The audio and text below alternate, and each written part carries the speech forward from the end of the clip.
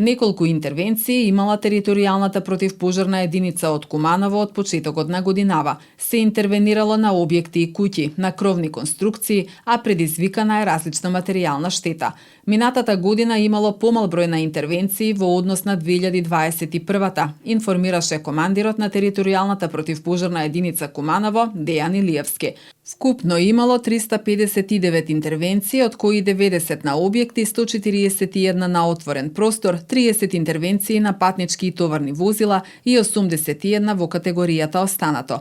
Тука, појаснуваат стручните лица, влегуваат интервенции на пожари на депонии, на контейнери, сено, електрични столбови. Кумановските пожарникари лани помогнаа и во интервенција во Тетово.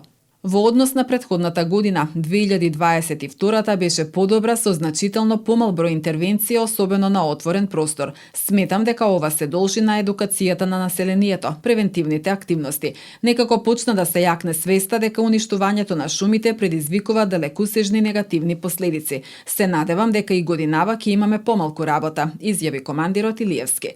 Во однос на претходната, 2021 година, која граѓаните ја паметат по бројните пожари на отворено, кумановските пожарникари евидентираат 549 пожари. Од нив 117 биле на објекти, 286 на отворено, 34 на патнички и товарни возила и 84 во категоријата останато.